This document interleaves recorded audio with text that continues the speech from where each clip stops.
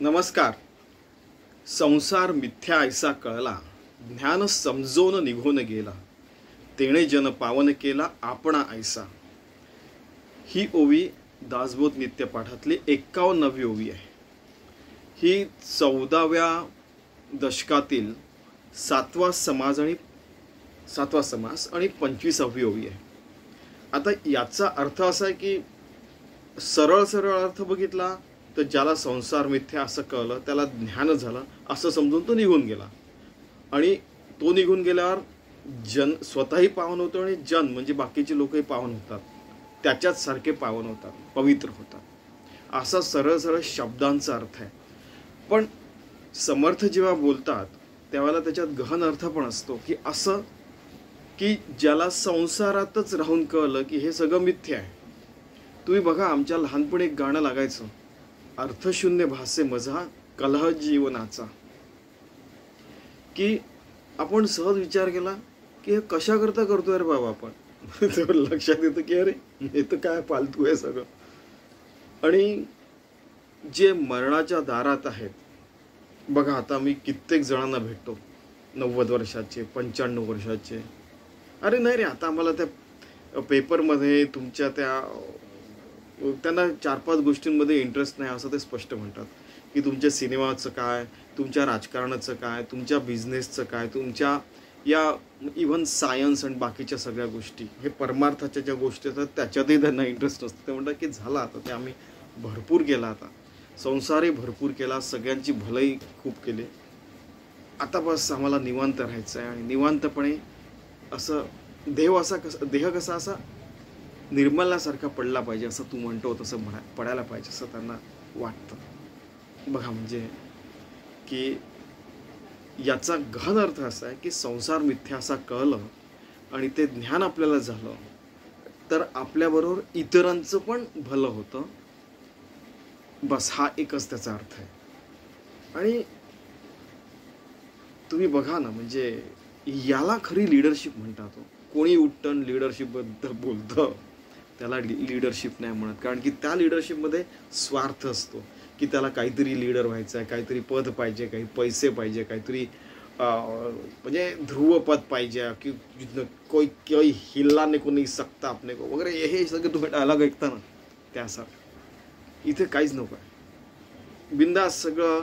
लोकांनी मला इथपर्यंत म्हटलं आहे की तू हे फुकट कशाला करतो, काही पैसे देत नाही, तुझे जर एवढे पैसे आले का की जन्मभर पैसे कमव, तुझे तो काही पैसेच नाही आणि तरी तू प्रवचन करतो वगैरे. मी काय प्रवचन नाही करत. एक सामान्य माणूस आहे, जे समर्थांनी सांगितलं ते तुमच्यापर्यंत पोहोचवत आहे.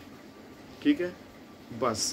तर संसार मिथ्याचा अर्थ आपण कित्येकदा बघितला. मिथ्या म्हणजे काय की ब्रह्मम सत्यम जगन मिथ्या, त्याच्यावरच आलेलं आहे हे सगळं. समर्थांच्या अगोदर शंकराचार्य होऊन गेले, सांगायची गरज नाही. की मिथ्याचा अर्थ असा आहे की कालांतरने 100 वर्षापूर्वी मी नव्हतो आणि 100 वर्षानंतर मी राहणार नाही, असं स्वामी विवेकानंद सुद्धा म्हणायचे. ठीक आहे. तर मिथ्याचा अर्थ असा आहे की जेवढं आवश्यक आहे तेवढं करायचं, जे 2% बुद्धीने आपण करतो आणि 98% भगवंताजवळ ठेवायचं. अरे तू तर काय साधना करताना दिसत नाही, तू तर काय भगवे वस्त्र घालत नाही, कशावर आम्ही समजावं तू नामस्मरण करतोय, कशावर तू ध्यान करतोय असं समजावं. ज्यांना ज्यांचे जसे कन्सेप्ट असतात त्यांना त्याच्या प्रकारे राहू द्यायचं. कारण की ते आपल्याला माहीत नाही ते कोणत्या समाजात राहिले, कोणते संस्कार झाले, त्यांना कोणत्या लोकांनी धोकाधडी केलेली आहे वगैरे, त्यानुसार ते आपलं ते लाईफ घडवत असतात. आपण मात्र भगवंताच्या मार्गावर सतत राहायचं. खोटं न बोलता सगळे कामं होऊ शकतात. मी तुमच्यासोबत बसलेला आहे, न खोटं बोलता ट्रान्सपरंटली सगळं होऊ शकतं. 50-55 वर्ष कोणी म्हटलं तर त्यांना म्हणा की हा आशिष आहे बघा, न खोटं बोलता सुद्धा जगू शकतो. ठीक आहे, आम्ही सामान्य व्यक्ती, सगळ्या इतरही सामान्य लोक असं जगू शकतील. आणि सगळे समजा बघा खरं बोलायला लागले, व्यवस्थित सगळं जगायला लागले, तर समर्थ हे प्रवचन कशाला करतायत तुम्ही एकदा द्या. हे दासबोध वगैरे बघा, त्याच्यात सगळ्यात पहिले दिले आनंद वनभुवन, समर्थ रामदासकृत आनंद वनभुवनी. त्यानंतर पारमार्थिक दृष्ट्या सोलीव सुख, हे सगळं प्रत्येक दासबोधांमध्ये आहे. हा जो दासबोध आहे मी तुम्हाला पहिल्याच दिवशी सांगितलं आहे की हा ट्रान्सलेट केलेला आहे प्राध्यापक KV बेलसर यांनी, सज्जनगड सातारा यांनी होकारार्थ दिले. बघा तुम्ही, हे आमच्या स्वामीजींचे चांगले मित्र होते. दोघे जण एकत्र बसायचे वगैरे वगैरे. त्यांचं प्रवचन सुरू व्हायचं. हे आपले अत्यंत विद्वान स्वामीजी म्हणायचे. आणि पण स्वामीजींचं प्रवचन ऐकायला ते पण यायचं. अर्थात बरेचसे जण यायचे. तर बघा, म्हणजे सगळ्या सत्पुरुषांचं कशी मित्रता असते, त्यांच्यामध्ये अंडरस्टँडिंग असतं.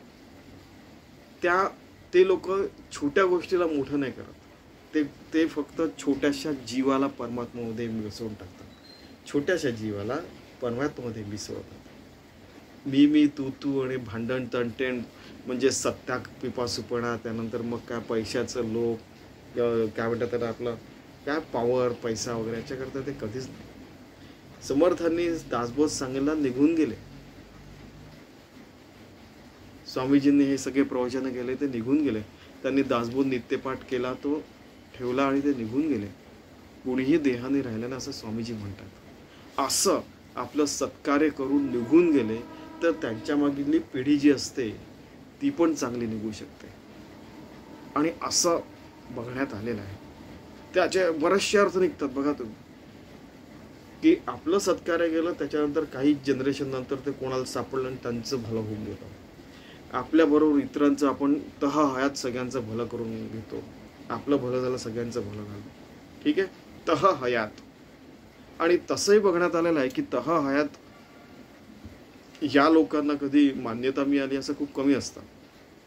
100 वर्षांनी, 1000 वर्षांनी डोक्यावर ज्ञानेश्वरी घेऊन नाचतात लोक. आणि जेव्हा जिवंत होते त्यावेळेला त्यांना त्रास द्यायचा. समर्थांनाही त्रास झाला असेल, तुकारामांनाही झाला असेल. आम्हाला पण दिसतोच आहे. तुम्हाला कोणी कधी जॉब देत नाही, कधी जॉबवरनं काढून टाकतात, कारण की त्यांना खोटं बोलणारे लोक असतात. हमको सच बोलने वाला आदमी नहीं चाहिए. पण आपले मग ऑनेस्ट लोक आहेत ते परदेशात जातात. We want honest people. आणि ते मग कुठल्या पुढे जातात आहे की नाही.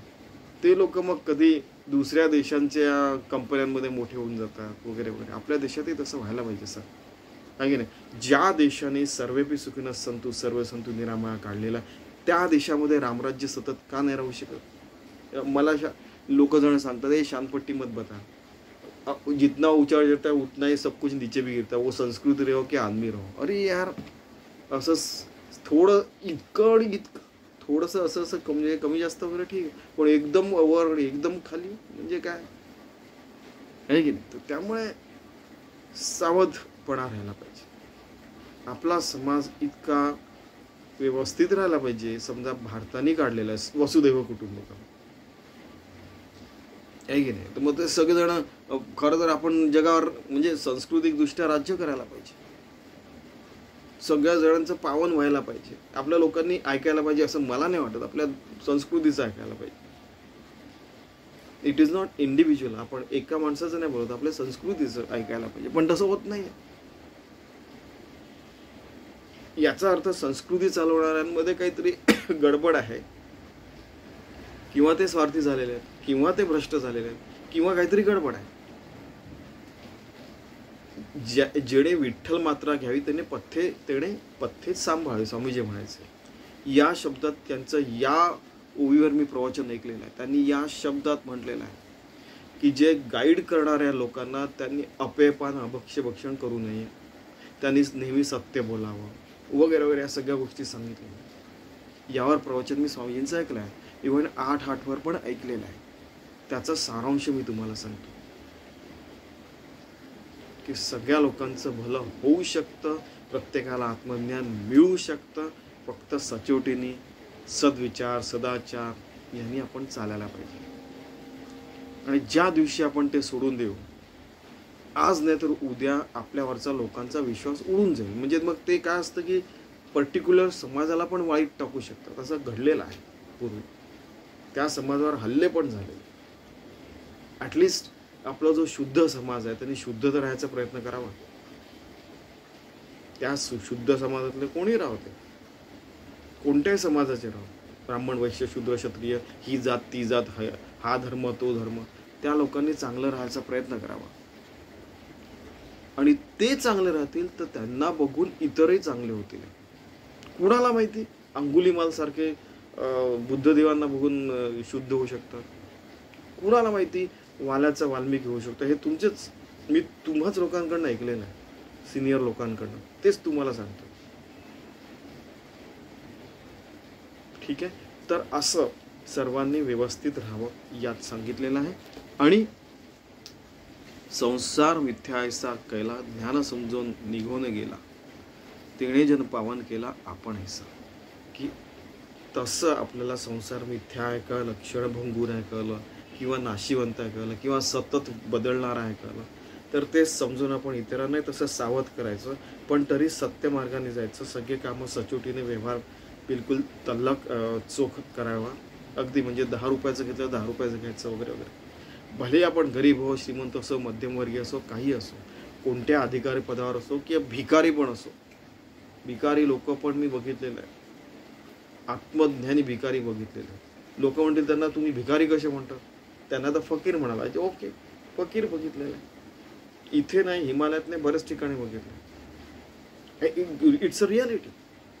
तुम्हाला आधीच सांगितलं की हिमालयामध्ये वगैरे मी इतके पॉवरफुल लोकांना बघितलेलं आहे की एक धर्म काढला तर सगळेचे सगळे त्यांच्या मागे धावायला लागतील, खूप ठिकाणी. पण ते समाजात का येत नाही? कारण की आपला समाजाला पावन व्हावं लागेल. आपल्या समाजाला जर का आपण इथे राहतोय पृथ्वीवर, सगळं स्वच्छ वातावरण ठेवता यायलाच पाहिजे. घरात दारात सगळ्या नद्या नाले सगळं काही स्वच्छ राहायलाच पाहिजे. नाही राहिलं तर मानवजात चूक करते असं समजावं. तुमचे सगळ्या संस्कृती फेल झालेल्या आहेत असं समजावं. संसार मिथ्या असा कळला तर अशा प्रकारे मिथ्या, कारण की आपण काहीच घेऊन जाणार नाहीये. सिनियर लोक तेच म्हणतात की आता ते नको राहू दे, तेणे जन पावन केला की मग लोक पावन होतात. मग ज्या गोष्टींना इम्पॉर्टन्स द्यायच्या त्याच गोष्टी करतात, आणि इतर गोष्टी म्हणजे आवश्यक त्या करतात, आणि बाकीच्या गोष्टींमध्ये त्यांचं मन निघून जातं. हे मृत्यू समय व्हायच्या अगोदरच्या ऐवजी लहानपणापासूनच करायला पाहिजे. आणि याच्यातच खरा स्वार्थ आहे की सगळ्यांच्या भल्यामध्येच खरा स्वार्थ आहे, हे श्रीकृष्णाने गीतेत पण सांगितलं. तर असं पावन आपण एकदम अशी हे इंडिव्हिज्युअल आणि समाज आपण करूया, जेणेकरून आपण शाश्वत विकास प्राप्त करू शकू, चंद्रावर मंगळावर पण जाऊ शकू, आणि तिथे पण असाच शुद्ध समाज निर्माण करू शकू. चला आपण तसं करायचा प्रयत्न करूया आणि स्वतःपासून सुरुवात करूया. धन्यवाद.